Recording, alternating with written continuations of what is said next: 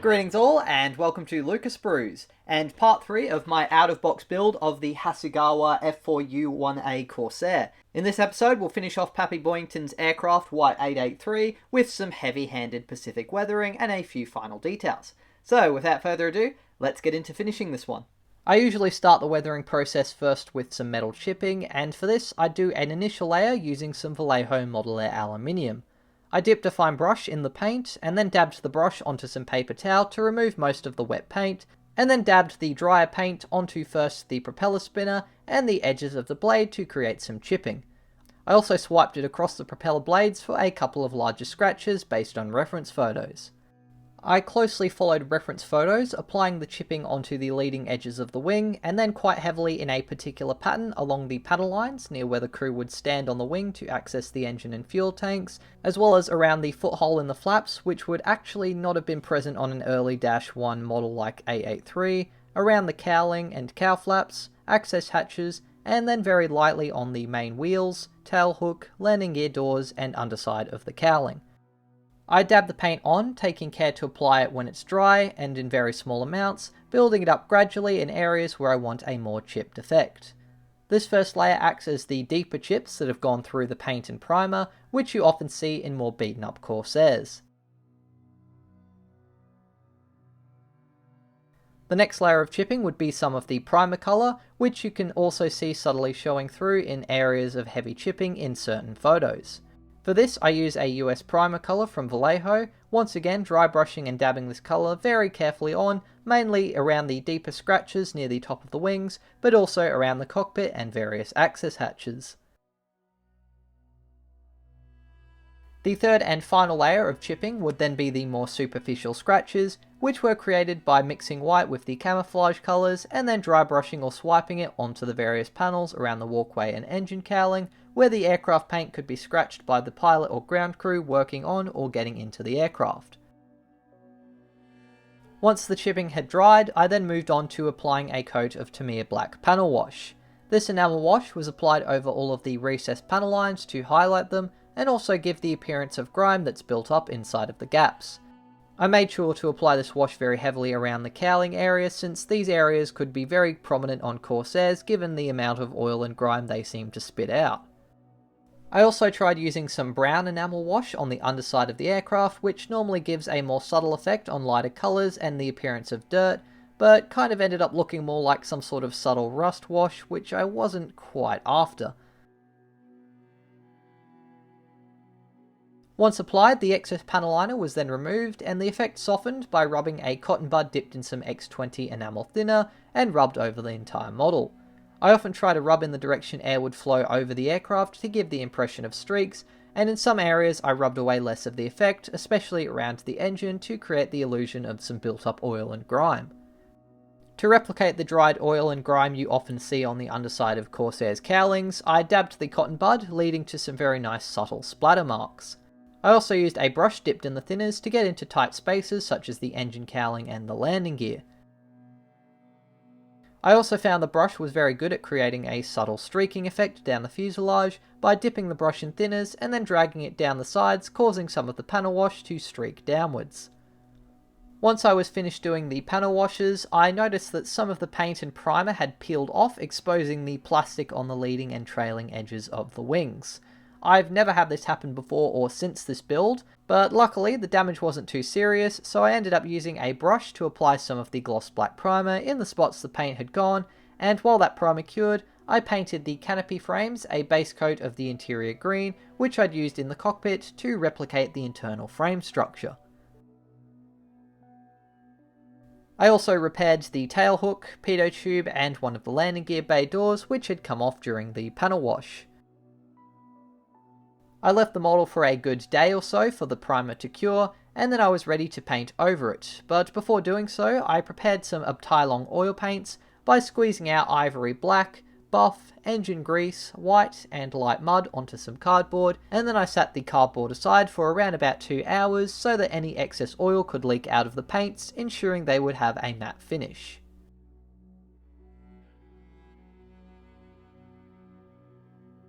Within those 2 hours, I painted over the primer patch-ups with the relevant camouflage colours, doing my best to match them up with the base colours.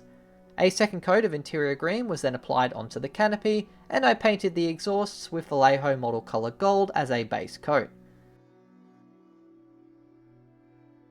By the time the acrylic paints had dried, which was not very long at all, the oil paints were ready to go. I reactivated them with some AK Interactive odorless thinners, and first started dabbing some blackened engine grease onto the edges of the fuel access hatch, as well as around the edges of the cowling and directly onto the exhausts using a fine brush.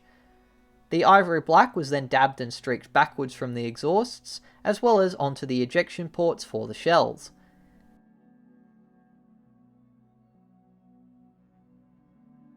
The early model Corsairs seemed to be a bit notorious for having fuel and oil leaks, and even received modifications such as having their top cow flaps shut so that oil couldn't leak onto the cockpit window, and also often having the panels around the fuel tank and access hatch covered over with some sort of tape, but 883 didn't appear to have any of that. Looking at one particularly famous photo of Pappy in the cockpit, you can even see what appears to be some of these streaks of fuel leaking out.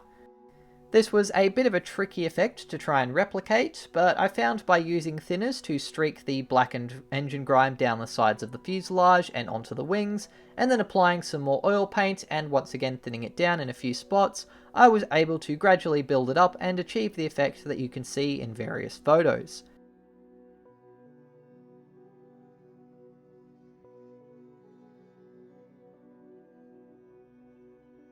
More dabbing and streaking was then done to the underside exhaust smoke, and some black oil paint was then dabbed over the machine guns for some gun smoke.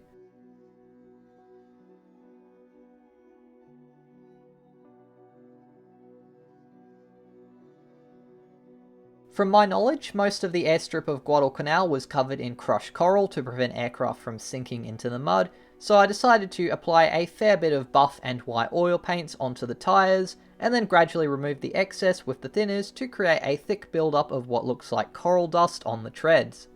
More of the buff and also some light mud was then dabbed over the wings and walkway area to replicate dried coral and sand getting traipsed over the wings and getting stained there by the ground crew. As well as looking at photos of the beaten up Guadalcanal Corsairs, I also found some rather interesting photos of a pristine restored Corsair that was flying, which if you looked very closely at the cow flaps showed signs of fresh oil leaks.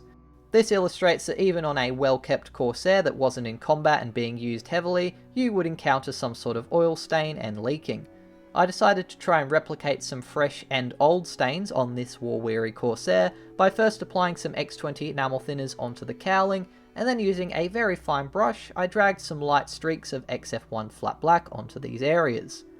This was then blended a bit using some thinners to create the dried oil, and then I applied some more fine streaks, this time with X1 gloss black for the fresh oil leaks. I then set the model aside to allow the oil and enamel paints time to dry, and in the meantime hand painted the canopy with its exterior colour of USNC blue mixed with a bit of white. I applied 2 coats of this exterior colour, and since I'd used acrylic paints, I could then carefully scratch away any mistakes I'd made using a cocktail stick until I'd achieved a nice thin and clean looking result for all of the canopy frames.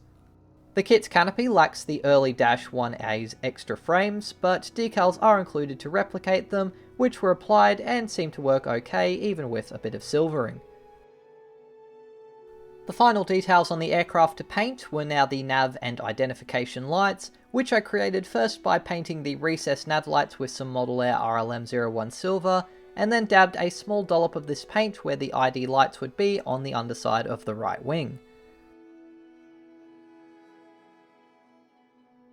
While the silver base colours for these lights dried, I replaced the tail antenna with a bit of painted sprue, and once this was in place, I then added the rigging wire by using some AK Interactive mega thin rigging wire glued to the 2 antennas with Deluxe Materials Rocket Odorless CA glue.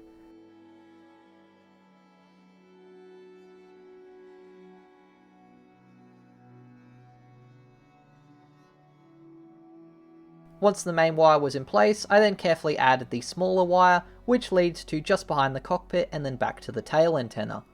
There seems to be quite a few different configurations used by Dash 1 Corsairs for rigging, but I decided to go with this particular setup based on artwork I'd seen of 883, and it seeming to vaguely match up with what I can see in photos.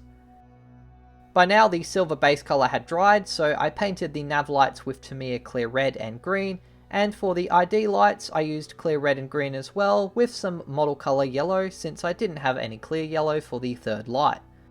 And finally, after a dab of gloss varnish onto the ID lights to give them a bit of shine, my out-of-the-box build of the Hasegawa 1/72nd scale F4U-1A Corsair was finally completed.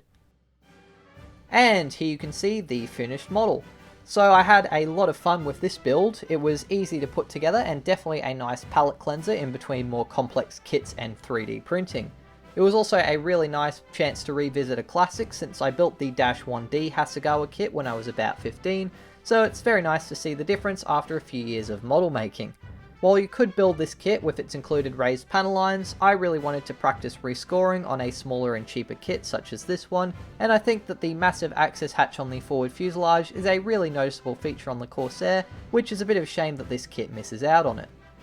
For the first time, I feel like my recess panels really improved the kit, though next time I'll maybe try and fill them in with a bit of Vallejo water-based putty just to make them a little bit more subtle.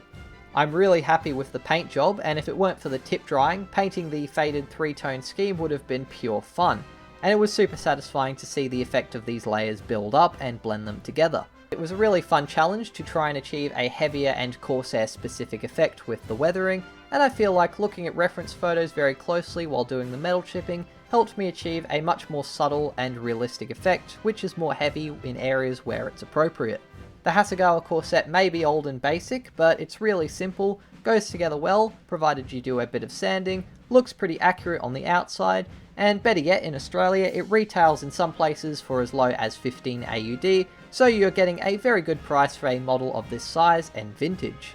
The Hasegawa kit definitely still has its place as a cheap, simple build for beginners, or a nice basic kit to practice new tricks on without much risk to your bank account. So it's definitely one I would recommend for almost anyone, and I'm very much looking forward to building the second kit in this combo set, and seeing how far I can push this venerable kit with a few modifications and a bit of 3D printing.